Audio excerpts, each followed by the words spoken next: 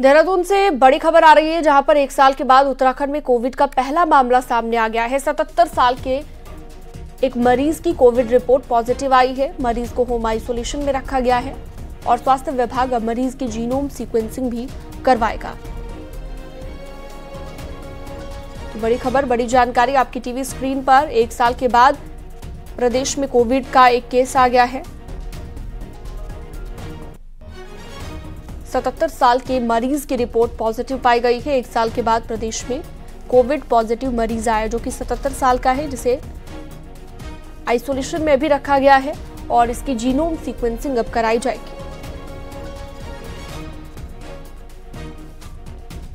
तकरीबन 1 साल बाद कोविड का नया केस उत्तराखंड में आया है और ये पहला केस आने से स्वास्थ्य विभाग भी हड़कंप में आ गया है। हालांकि ये नए वेरिएंट का केस है, ऐसा अभी तक स्वास्थ्य विभाग की तरफ से नहीं कहा जा रहा है, लेकिन 77 वर्षीय ये बुजुर्ग लंबे समय से अस्पताल में एडमिट थे। निजी अस्पताल में इनका इलाज चल रहा था, जिन्हें अब डिस्चार्ज कर दिया गया है। स्वास्थ्य विभाग ये कह रहा है कि जीनोम सीक्वेंसिंग अब कराई जाएगी, लेकिन ये कहा जा सकता है कि कोविड की आहट के बीच ये नया केस जरूर चिंता का विषय बन गया है और अब स्वास्थ्य विभाग आगे की कार्रवाई में लगा हुआ है। घर में ही इनको आइसोलेट कर दिया गया है, इनका इलाज चल रहा है।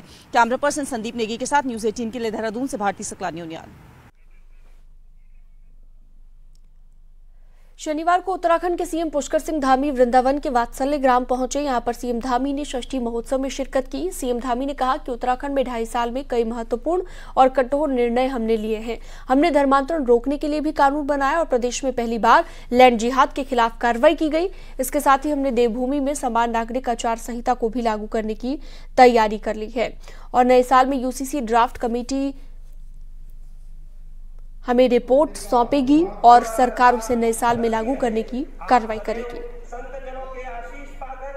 आदरणीय प्रधानमंत्री जी से प्रेरणा लेकर उनके निर्देशन में, उनके मार्गदर्शन में अनेकों कामों को, कठिन कामों को भी उत्तराखंड देवभूमि में आगे बढ़ाने का संकल्प लिया है। चाहे समान नागरिक संहिता को लागू करने के लिए उठाया जाने वाला कदम हो, उसकी कमेटी ने पूरा काम कर लिया है। कुछ समय बाद ही हमको ड्राफ्ट मिलने वाला है नए वर्ष में, हम उस पर भी आगे बढ़ेंगे और समान नागरिक संहिता लागू करने का जो विधान है, जब उसको हम अपने विधायक विधानसभा में लाकर उसकी कार्रवाई को आगे बढ़ाएंगे। लोकसभा चुनाव को देखते हुए बीजेपी का टॉप सीक्रेट सेल सक्रिय हो गया है और प्रदेश की 5 लोकसभा सीटों को कैसे जीता जाए, इस पर बीजेपी की टॉप सीक्रेट टीम काम करने वाली है।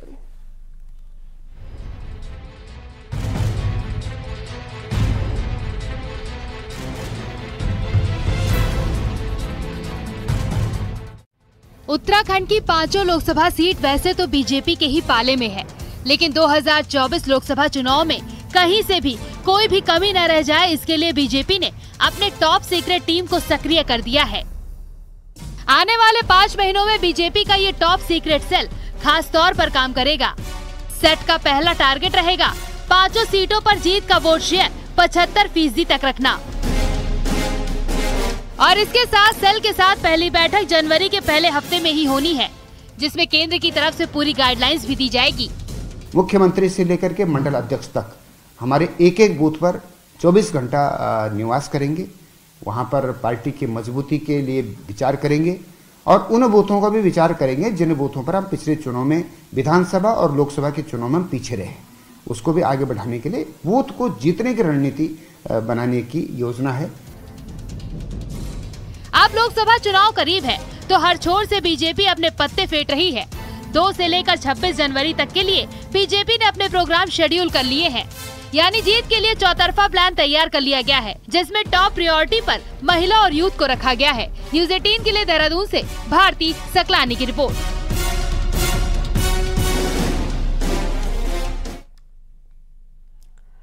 प्रदेश में चल रही भू कानून की मांग को लेकर बीजेपी सांसद और पूर्व मुख्यमंत्री तीरथ सिंह रावत का बयान सामने आया है। सांसद ने कहा कि भू कानून की मांग जायज है और इस पर पहले से ही सख्त कानून लागू होना चाहिए था। तीरथ सिंह ने कहा कि भू कानून के लिए जन जागरूकता लानी होगी, साथ ही जनप्रतिनिधियों को भी अपनी सोच बदलने की जरूरत है। तीरथ ने यह भी कहा कि चंद पैसे के लिए पहाड़ के लोग बाहरी लोगों को अपनी जमीन बेच रहे हैं, जो कि गंभीर विषय है।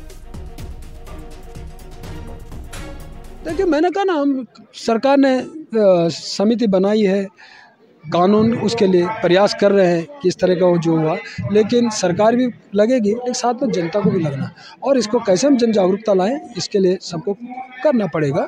कुल मिलाकर ये मानसिकता जनप्रतिनिधियों को भी बदलनी पड़ेगी। ये जनप्रतिनिधि, चाहे पंचायतें हों, चाहे अन्य हों, चाहे हम हैं, तीरथ हो, सबको इस बारे में स्वयं से लाना पड़ेगा व्यवहार में। विकासनगर से बड़ी खबर आ रही है, जहां पर देर रात जुड्डो रोड पर चिलियू जंगल में बस और कार की आपस में भिड़ंत हो गई और हादसे में बाल बाल बचे गाड़ियों में बैठे लोग, वहीं कुछ लोगों को मामूली चोटें आई हैं। आपको बता दें कि कोहरा होने की वजह से रात में 12 बजे के आसपास यह हादसा हुआ था।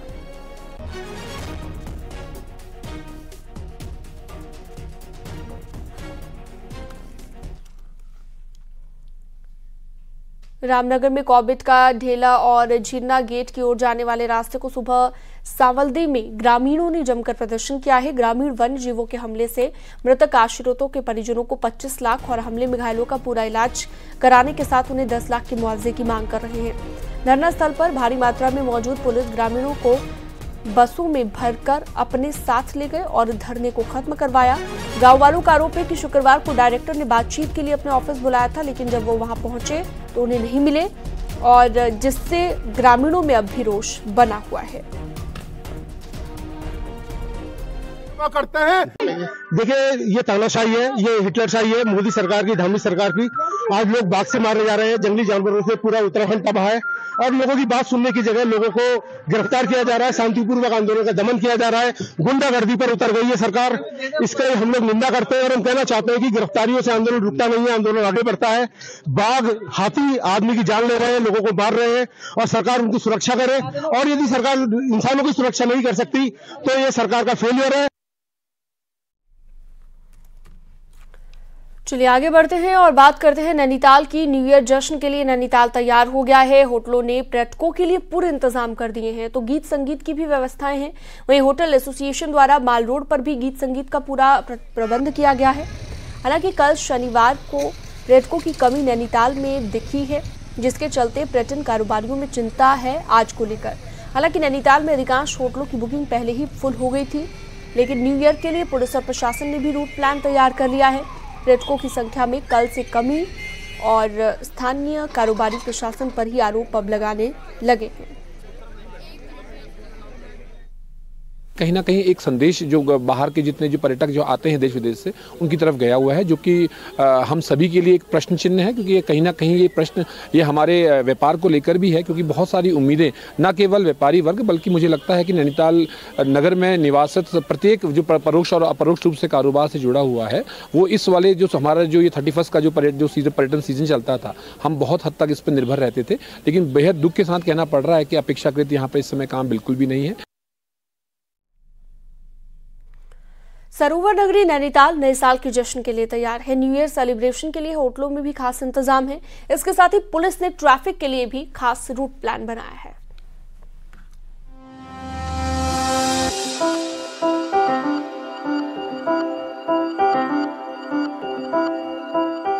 क्रिसमस के बाद अब सरोवर नगरी नए साल के जश्न के लिए तैयार है। 31 दिसंबर के लिए प्रशासन ने रूट प्लान तैयार कर दिया है और शहर में उन्हीं गाड़ियों को एंट्री मिलेगी जिनके होटलों में बुकिंग के साथ पार्किंग की सुविधा होगी। वहीं 70% पार्किंग फुल होने के बाद 10 किलोमीटर दूर पर्यटकों को अपनी गाड़ियां खड़ी करनी होगी और वहां से शटल के जरिए शहर में पर्यटकों को भेजा जाएगा। इसके साथ ही शहर में क्राउड मैनेजमेंट के लिए बड़ी संख्या में पुलिस को तैनात किया गया है। ये प्रशासन और पुलिस का हमेशा ये प्रयास रहता है कि पर्यटकों को ज़्यादा से ज़्यादा सुविधा नैनीताल में प्रोवाइड कराई जा सके। तो ट्रैफिक के कुछ कंस्ट्रेंट्स हैं, पार्किंग के कुछ कंस्ट्रेंट्स हैं, उनको देखते हुए जो शटल का मैनेजमेंट किया जाता है, संचालन किया जाता है। इसके साथ ही नैनीताल में इंतजाम भी होटल ने अपने गेस्टों के लिए किए हैं। नाच गाने के साथ पहाड़ी खान पान के साथ सभी तरह की भोजन टूरिस्टों के लिए रखा गया है। तो वहीं माल रोड पर भी होटल एसोसिएशन ने गीत संगीत का प्रबंध किया है और सरकार के आदेश होटल रेस्टोरेंट भी 24 घंटे खुले रहेंगे। बहुत गवर्नमेंट का एक बहुत ही अच्छा कदम है और इससे जो टूरिज्म आएगा यहाँ पे उसको भी उसका लुत्फ उठाने को मिलेगा और गवर्नमेंट को भी फायदा होगा। बहुत फ़ायदा मिलेगा, रात में लोगों को इधर उधर जाना नहीं पड़ेगा, खाना मिल जाएगा, सारी चाय वगैरह पी लेंगे, होटल्स में रूम मिल जाएंगे, सही हो जाएगा सारों के लिए, अच्छा होगा। डर सा फील होता है कई बार कि अभी क्या रूम मिलेगा, खाना मिल पाएगा या नहीं मिल पाएगा। अगर उस नज़रिए से देखा है तो बहुत अच्छी बात है, ताकि टूरिस्ट को इस चीज़ की प्रॉब्लम ना हो। बहरहाल सरोवर नगरी न्यू ईयर के जश्न के लिए तैयार है, तो इंतजाम भी प्रशासन से लेकर होटलों तक के ऐसे हैं कि यहाँ आने वाले पर्यटक न्यू ईयर सेलिब्रेशन को एंजॉय करें और फील गुड महसूस कर सके। न्यूज़ 18 के लिए नैनीताल से वीरेंद्र बिष्ट की रिपोर्ट। उत्तरकाशी के हर्षिल घाटी में न्यू ईयर के बड़ी संख्या में पर्यटकों ने न्यू ईयर के दिन रुख किया हुआ है। 31 और न्यू ईयर को देखते हुए होटल कारोबारियों ने पर्यटकों के स्वागत में हर्षिल को सजाया हुआ है। 31 के चलते हर्षिल में सभी होटल फुल चल रहे हैं। आज शाम तक बड़ी संख्या में पर्यटक हर्षिल पहुंचेंगे।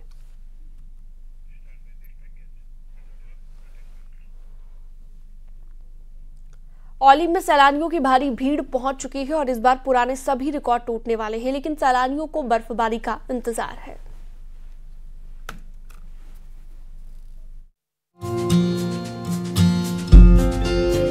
विश्व प्रसिद्ध पर्यटक स्थल औली में सैलानियों का सैलाब उमड़ पड़ा है, जिससे चहल पहल भी बढ़ गई है। चारों तरफ सैलानियों से पहाड़ पैक हो रहे हैं। हालांकि बर्फबारी कम होने के बाद कुछ पर्यटक मायूस जरूर हैं। को गूगल पे हम लोगों ने देखा तो यहाँ बर्फबारी होती है, जैसा कि हम लोगों को बताया कि नवंबर से फरवरी तक बहुत बर्फबारी होती है। हम लोग हरिद्वार तक आए, हरिद्वार से हमने जो टैक्सी करी तो टैक्सी वाले ने भी बोला कि बहुत बर्फबारी है, लेकिन जो हमें यहाँ की ओरिजिनलिटी, तो हम लोग बहुत निराश है। हम 36 घंटा ट्रैवलिंग करके सिर्फ और सिर्फ स्नोफॉल के लिए आए, तो हम कब से एक्सपेक्ट करें, जब से आए हमारी एक ही चाह है कि स्नोफॉल गिरे, स्नोफॉल हो, हम एंजॉय करें पूरा ग्रुप। 5 लोग हम आए। कई सैलानी पहली बार औली आए हैं, जो पहाड़ की सुंदर वादियां देखकर बेहद खुश हैं। 12 दिसंबर के बाद औली में बर्फबारी नहीं हुई है, लेकिन मौसम विज्ञान केंद्र ने जल्द स्नोफॉल का अनुमान जताया है। काफी अच्छा वेदर है, स्नो है, ठंड है काफी, और काफी मजा आ रहा है। ये तो मेरा फर्स्ट टाइम एक्सपीरियंस है, but it is really good and awesome, just love it. नए साल में पहाड़ों में बर्फबारी का पूर्वानुमान है। ऐसे में 2024 की शुरुआत में ही सैलानियों की भीड़ पहाड़ पर और बढ़ने की उम्मीद है। चमोली से न्यूज़ 18 के लिए नितिन सेमवाल की रिपोर्ट।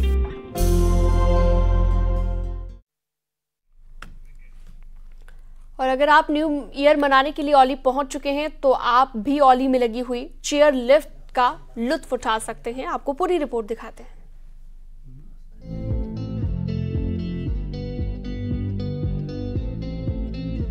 जोशीमठ में एशिया की एक तो सबसे लंबी रोपवे भी है, जो जोशीमठ से औली जाती है, लेकिन पिछले साल जोशीमठ में आई आफत से रोपवे बंद है।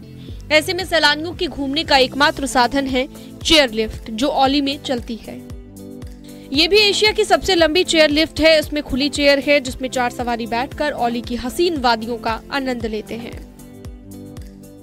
जब भी आए तो ये चेयर लिफ्ट से आना था औली, लेकिन ऐसे बहुत डर लगता है देख के कि कहीं क्या होगा, लेकिन एकदम स्मूथली जाता है, अच्छे से जाता है, बड़ी ऐसे उतारे।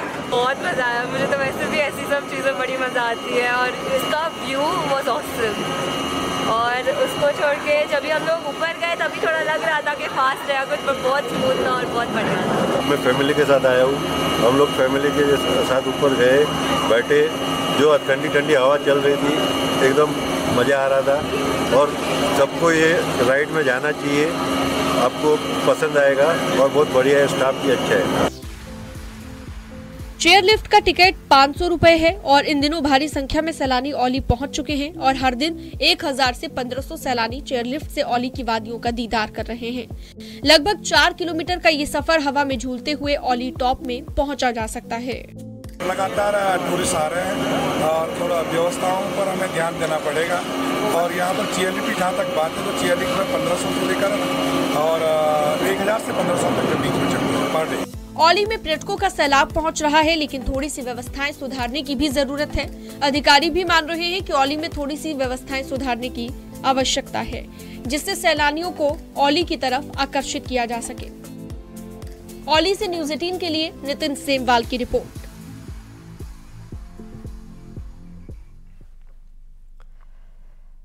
और नए साल के जश्न में हुड़दंग मचाने वालों पर पुलिस की पैनी नजर रहेगी। पौड़ी गढ़वाल की एसएसपी श्वेता चौबे ने जिले के सभी थाना प्रभारियों को नए साल के जश्न में रंग में भंग डालने वालों पर पैनी नजर रखने को कहा है।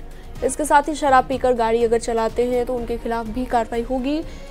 इसके साथ ही पौड़ी, श्रीनगर, लक्ष्मण झूला, लैंसडॉन और कोटद्वार में पेट्रोलिंग बढ़ाने के निर्देश दिए गए हैं ताकि नए साल के जश्न में किसी तरह का कोई खलल न पड़े।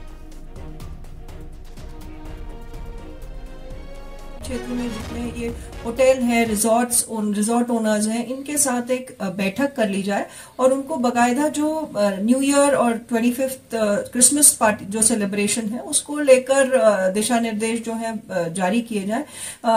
कहीं पे भी हुड़दंग ना हो और शांतिपूर्वक जो है वो अपने यहाँ जो सेलिब्रेशंस हैं उसको किया जाए। नए साल के जश्न के लिए टूरिस्ट मसूरी पहुंच रहे हैं। अब इसके लिए देहरादून में ट्रैफिक जाम समस्या न बने तो पुलिस ने ट्रैफिक डायवर्जन प्लान तैयार कर दिया है। दिल्ली और रुड़की से आने वाले टूरिस्ट आईएसबीटी से जोहड़ी गांव से होते हुए मसूरी जाएंगे।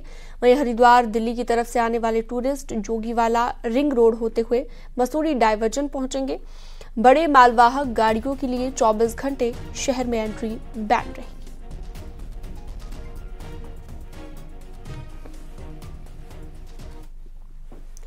हिट एंड रन केस को लेकर केंद्र सरकार नया कानून का विरोध उत्तरकाशी में केंद्र सरकार के नए कानून का विरोध शुरू हो गया है।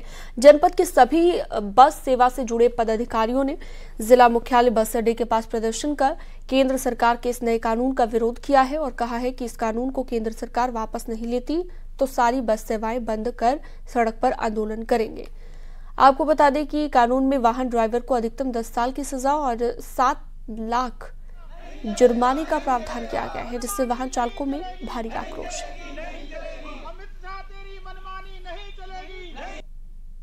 चीजों प्रांगण में केंद्र सरकार का जो हमारे चालकों के खिलाफ जो नया कानून लाया गया है उसके विरोध में हम उत्तरकाशी के सभी चालक भाई, चाहे टैक्सी यूनियन, बस यूनियन, ट्रक यूनियन और हमारी टैक्सी यूनियन हो, चाहे मैक्सी हो, भटवाड़ी, ज्ञानसू, मतलब पूरे उत्तरकाशी में जितने भी हमारे चालक भाई हैं वो सब लोग आज केंद्र सरकार के उस काले कानून के विरोध में।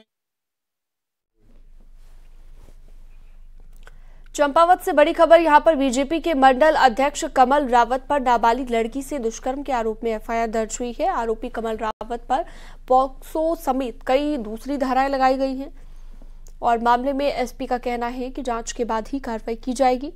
नाबालिग के परिजनों का कहना है कि आरोपी लगातार डरा धमकाकर दुष्कर्म करता आ रहा था और किसी से शिकायत करने पर आरोपी नाबालिग को जान से मारने की धमकी दे रहा था। परिजनों ने तुरंत आरोपी की गिरफ्तारी की मांग की है। ये चंपावत थाने का मामला है जहां पर पीड़िता के द्वारा रेप और पॉक्सो की एक तहरीर हमारे थाने में दी गई है, जिसमें एफआईआर उनके जो तहरीर है उसके आधार पर एफआईआर दर्ज की गई है और एफआईआर दर्ज के रूप में मेडिकल व अन्य जो भी साक्ष्य शक्ल उसकी कार्रवाई की जाएगी और साक्ष्य के अनुसार जो भी उसमें होगा उसमें हमारे द्वारा उचित वैधानिक कार्रवाई की जाएगी। और अल्मोड़ा से एक दिल को दहला देने वाली खबर, यहां के लमगड़ा ब्लॉक के भांगा देवली में एक बेटा और 2 बेटियों ने अपने दोस्त के साथ मिलकर अपने पिता की हत्या कर दी। पिता 3 महीने पहले ही आईटीबीपी से रिटायर होकर गांव आए थे, जबकि बच्चे देहरादून में पढ़ाई करते हैं। कल देर रात बेटा और 2 बेटियों ने अपने दोस्त की मदद से पिता को मौत के घाट उतारा।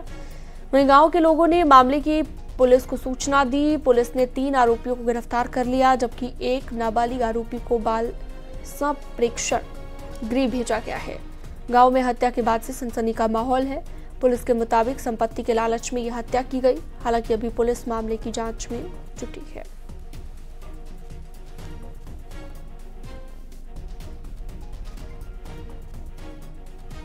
नाम भांगड़ा देवी में सुंदरलाल नाम के व्यक्ति की उनके परिजनों द्वारा ही हत्या कर दी गई, जिस पर पुलिस मौके पर गई और अभियुक्तों को मौके पर ही गिरफ्तार करके जेल भेजा गया है। अभियुक्त कौन कौन है? अभियुक्त इसमें उनके सुंदरलाल के बच्चे हैं, जिनमें उनकी 2 पुत्रियां हैं, एक पुत्र और एक उनके पुत्र का मित्र इसमें अभियुक्त है। और अब एक नजर पहाड़ की 10 बड़ी खबरों पर।